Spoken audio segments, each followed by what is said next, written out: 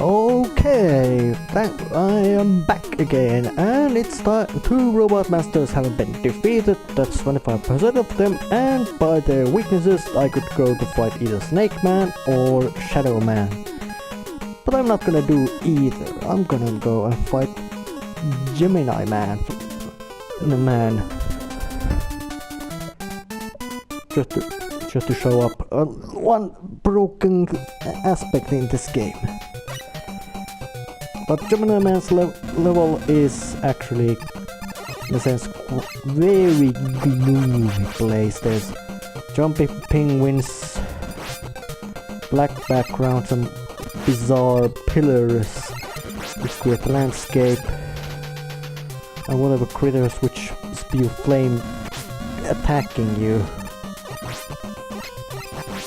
And apparently they also go through the background. Oh yep, they go through the background. Obviously they go to the ground. There's quite many of them, and they even cause some slowdown. But luckily they're very easily killed.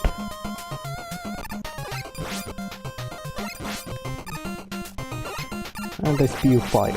And these penguins spit out eggs, which explode when they hit into things.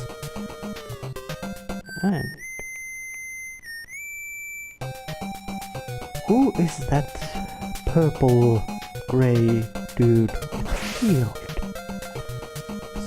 Mystery. And that one up I'm gonna take, of course, utilizing the extremely broke ass rush jet. And these things spawn whatever pests those things are.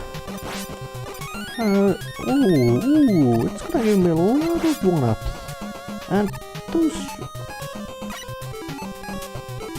And those boxes with question marks on them are completely unique to this game. They've never appeared after this Megaman game. And they're called surprise boxes, as in what they contain is something useful, but always surprise, which may be anything from small pellet of weapon energy or health, or one-up, or even better, E-tank. These E-tanks are even more useful than one-ups, which actually are not so useful if you face some really tough and nasty boss monstrosity and you can't actually do much to it, even if it kills you, and one-ups just make it easier for it to keep killing you, which will make you rage, frustrate, and go crazy. Interestingly, this little webbing or something is in the foreground. They managed to do some 3-dimensional effect, and whatever weird duck-like machine with a spinning thing on its head, and it spews out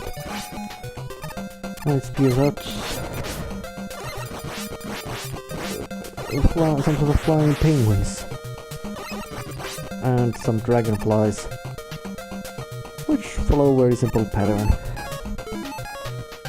And rush jet again. Take this life.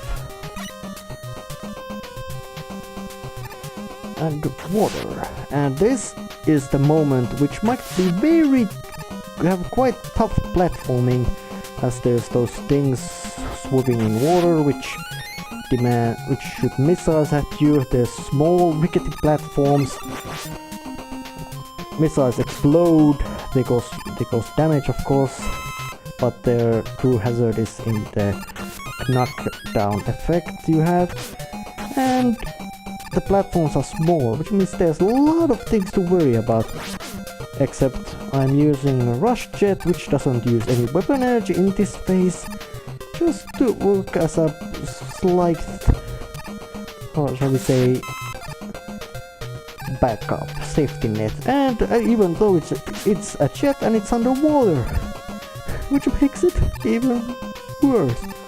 Ooh, they gave me 2 E-tanks.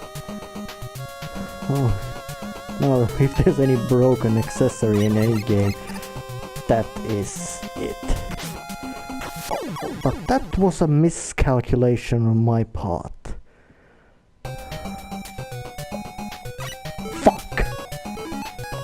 Well, anyways, time to do a repeat run. Oh yeah, why would we need a submarine when we have a bloody dog jet flying around without any fuel use and actually... Oh. Fuck, again! Now I made a mistake. This is... Well, but then again I've done an assload of 1-ups anyway, so... There isn't much of thing to worry about here. Just go fast and efficiently. And these blocks also change colors, which makes it quite interesting in terms of visuals. Meaning the thing which they had in Flashman stage in previous Mega Man game is also implemented here, and generally stating, this level has very good mood, although the mood is grim and dour and gloomy. Nothing, in a sense, fun in this level. Well, now they died, and I died twice and I still have 6 lives left, which isn't bad at all. I'll give you some life. Thank you. Well, you didn't. And you can slide through these doors. And some sort of weird brick-clad backford.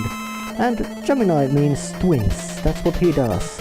He starts running around, and when you shoot, he shoots at you. Just a normal pellet, and he does this pattern over and over and over again. In a sense, it's quite difficult to say, is it a Gemini man or should he be called Gemini men? As there's two of them. And now, once the other half is gone, he starts running around by himself and uses his main weapon, that is to say, Gemini laser. But he killed me, mostly because I was sloppy and I was hesitant to use.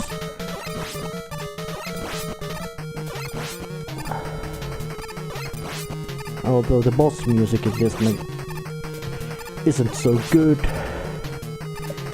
it does have its, so to say, purpose.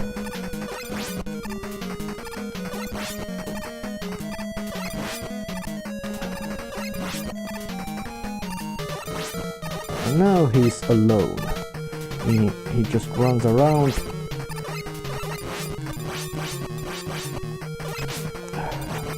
And Gemini Man's laser itself. Oh, I didn't notice that. He jumps when you shoot, meaning you can manipulate his behavior. But he wasn't tough enough to endure never-ending barrage of pea shooter ammo. He went down quite easily, and this level proved to be a bit trickier than expected, but only a bit. And nice music. Gemini laser. White and light blue actually isn't so useful. And the Gemini Man's weakness was to the Needle Man, but there is no reason to go that. Now I'm going to face the most difficult and nasty robot master ever in this, at least in his normal form, Shadow Man, with a ninja star in his head, and he looks menacing, but his level doesn't.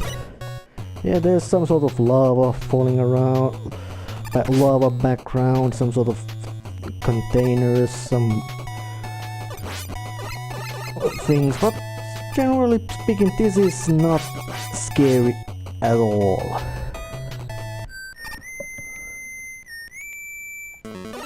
What, you again? Oh, now you're fighting me. Oh, you're shooting and you shoot 2 pellets.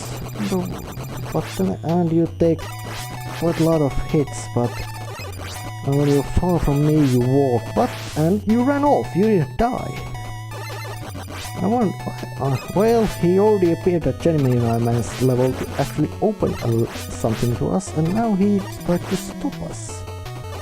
Interesting. Yes. Similar color, similar size. Carries a shield. Oh yeah. Something very interesting. Maybe it's some sort of successor to Megaman. Oh yeah, those black things shut off the lights, making you impossible to see. Which, if there were some spikes or deadly pits, would be very inconvenient. But as there wasn't much, it wasn't so inconvenient at all. But now becomes a quite nasty part.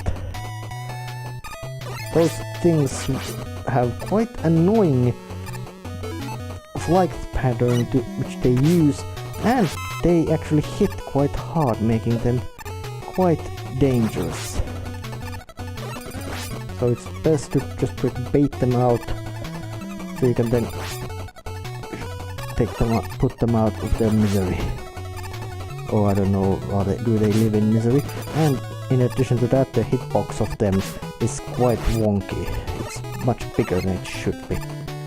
Oh yeah, that's just another slight issue in this game. Hit detection is sometimes a bit of an awkward side. Oh, and the boss corridor is at the upper part of the level. Oh, the boss room itself is not. It's just... But Shadow Man himself is at death on 2 feet. Because there is no way to manipulate his behavior. He jumps around. He may shoot those 2 Fuma stars or whatever he throws at you, but he may also slide. And when he hits you, he causes a truckload of damage. I mean, he's a very nasty case of a boss, as it's impossible to predict what he does. And once he has slide, he just comes out like that, so which means jump over him, you can't be near the wall, which makes it quite nasty to actually try to dodge his. Let's say there is no other way to defeat Shadow Man but to defeat him. And now I'm going to defeat him. He's killed me twice. Well, once actually, because I didn't have full life and I wanted to show off what he does. But now I'm gonna bring out my weapon. Top spin. Oh, look at how much damage it caused to him. He died in flashes. Top spin actually is... It has a great concept as a weapon, but its implementation is horrifying. In that you jump and you become a spinning thing which causes damage, but you have to crash into enemies to give them damage, which means you can't use it if you wanna get some sort of effect of not being hit once. And we got the Rush Marine, the most useless accessory in any Mega Man games. But half of Robot Masters are down, and it's time for me to quit for now and continue next time. There's 4 Robot Masters left. And I'll see you next time.